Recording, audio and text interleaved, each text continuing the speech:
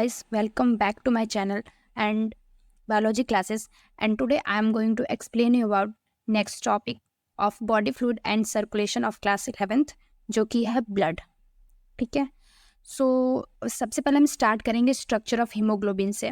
तो structure of haemoglobin में क्या क्या कंपोनेंट्स होते हैं जो कि एक हीमोग्लोबिन को बनाते हैं, तो वो हम देखेंगे. तो सबसे पहले तो हमारे बॉडी में जो हीमोग्लोबिन का अमाउंट है वो 12 to 16 mg होना चाहिए पर 100 ml ऑफ ब्लड में, और वो 15 mg तक भी वेरी कर सकता है, 15 mg से तक भी कर सकता है, तो कोई इशू नहीं है. Etch RBC content the 280 million mole of haemoglobin. एक आरबीसी जो होगा वो 280 million mole of haemoglobin contain कर सकता है. तो सबसे पहले स्ट्रक्चर में देखेंगे तो मेनली तुम्हारा टॉपिक क्या था, स्ट्रक्चर ऑफ हीमोग्लोबिन. तो स्ट्रक्चर ऑफ हीमोग्लोबिन में जो हीमोग्लोबिन होता है वो दो कंपोनेंट का मिलकर बना हुआ होता है. सबसे पहले तो हीम और ग्लोबिन. जो हीम होता है वो आयरन कंपाउंड होता है, ठीक है, जो कि 4 मॉलिक्यूल्स प्रेजेंट होते हैं. और जो ग्लोबुलिन होता है वो 96% होता है, और वो भी 4 मॉलिक्यूल से ग्लोबुलिन बना होता है. Globulin is a type of protein which is made up of 2 types of protein which is known as the 2 alpha and 2 beta globulin proteins. तो 2 अल्फा और 2 बीटा ग्लोबुलिन प्रोटीन्स प्रेजेंट होते हैं हमारे haemoglobin में और आयरन कंपोनेंट. ठीक है. Next topic है formation of RBC. Formation of RBC is also known as the erythropoiesis. So first the erythropoiesis happens in embryo in the yolk sac. उनके liver और स्प्लीन में होता है. एम्ब्रॉय के लीवर और स्प्लीन में हमारा एरिथ्रोपोएसिस होता है, फॉर्मेशन ऑफ आरबीसी. और in adults it happens in the red bone marrow. So raw material basically मैंने आपको बताया था कि जो हमारा हीमोग्लोबिन होता है उसमें जो रॉ मटेरियल होता है वो क्या होता है, फेरस कंपाउंड और ग्लोबुलिन प्रोटीन. ठीक है. और हमारा जो मेचुरेशन होता है किसकी हेल्प से होता है हीमोग्लोबिन का, विटामिन B12 और folic acid. With the help of vitamin B12 and folic acid RBC और हमारा जो मैचुरेशन होता है वो होता है. ठीक है. तो यहाँ मैंने एक रफली डायग्राम बनाया है रेड बोन मैरो का.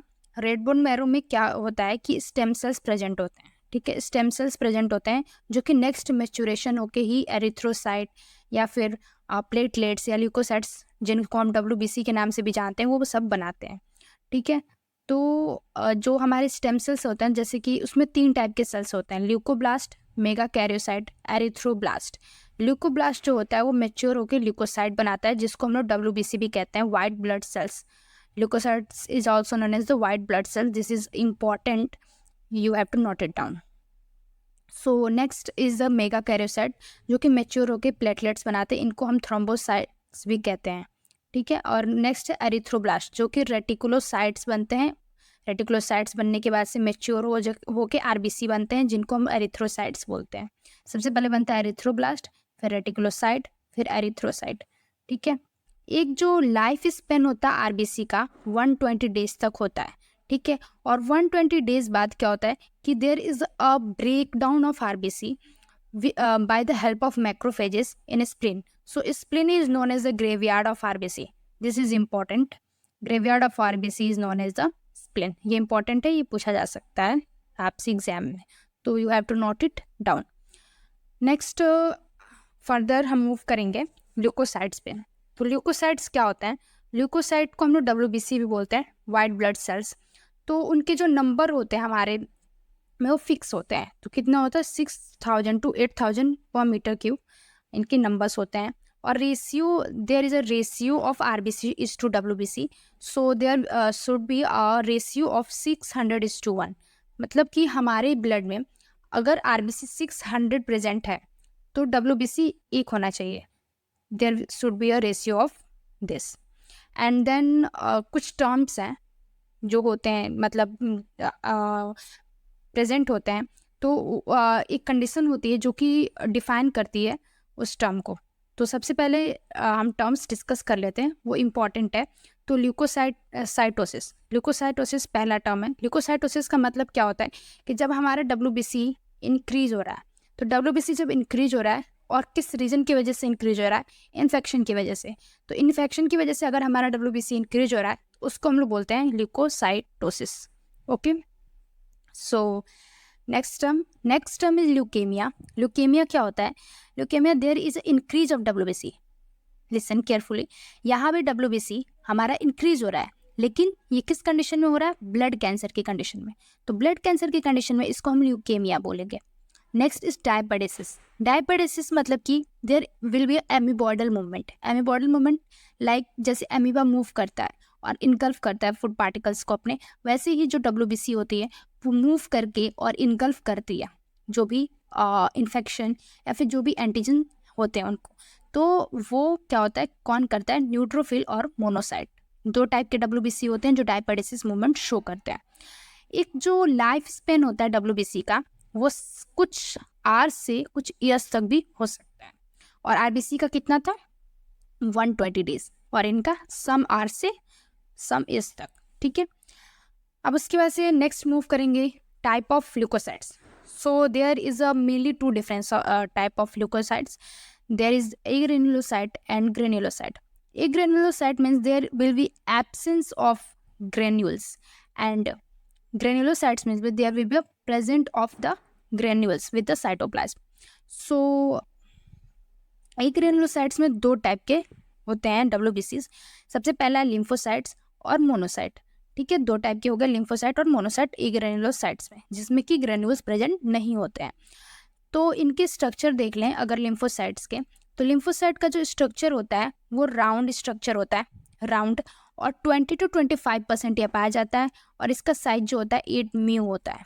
ठीक है, there is important, this is very very important, you have to note it कि इनके कितने परसेंटेज ये प्रेजेंट होते हैं हमारे ब्लड में. सो 20 to 25% लिम्फोसाइट्स प्रेजेंट होते हैं और ये राउंड शेप के होते हैं. ठीक है, नेक्स्ट एग्रेनुलोसाइट.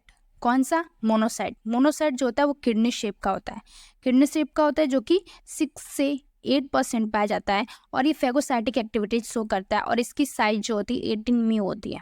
ओके, सो एग्रेनुलोसाइट कवर हो गया, जिसमें दो का नाम है लिम्फोसाइट और मोनोसाइट्स. नेक्स्ट है ग्रेन्युलोसाइट. ग्रेन्युलोसाइट में क्या है? 3 हो गए, इस्नोफिल्स, बेसोफिल्स और neutrophils. They have granules in the cytoplasm, so they are known as the granulocytes. ठीक है, इस्नोफिल्स क्या होता है? इस्नोफिल्स जो होते हैं वो बायलोब्ड स्ट्रक्चर होता है और 2 to 3% ये पाए जाते हैं. बायलोब्ड स्ट्रक्चर होते हैं, 2 to 3% पाए जाते हैं. 10 म्यू इनका साइज होता है.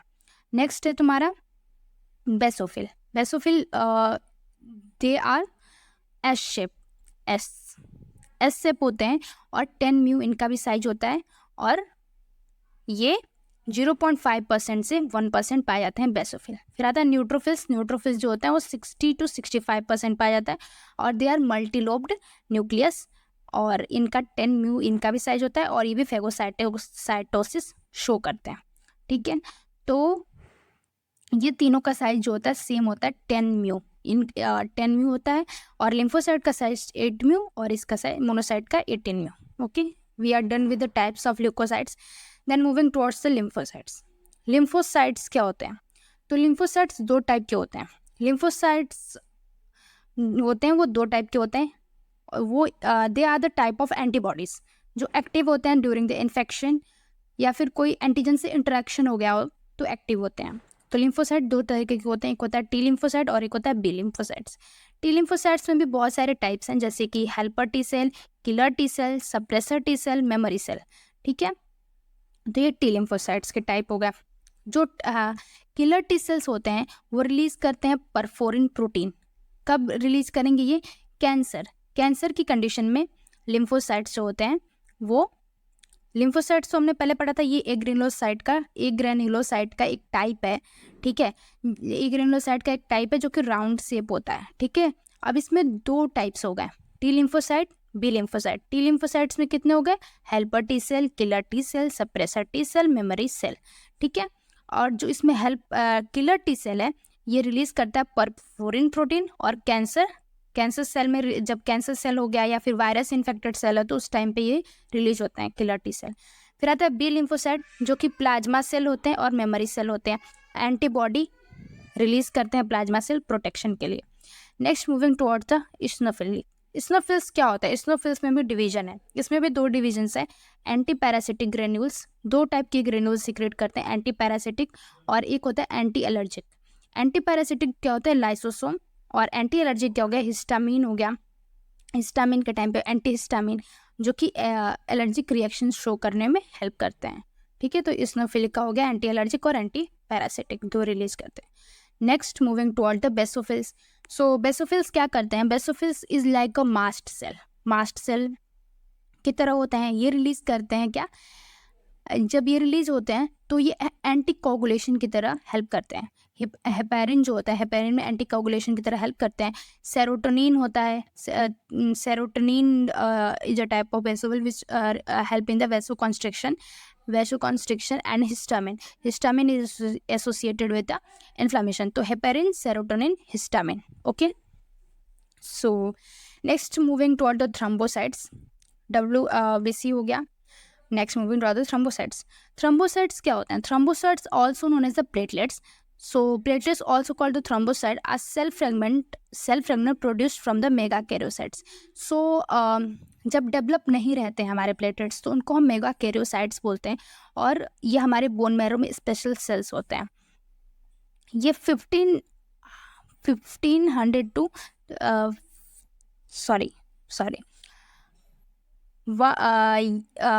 ये 1.5 लाख टू 3.5 लाख तक प्रेजेंट होते हैं प्लेटलेट्स हमारे में।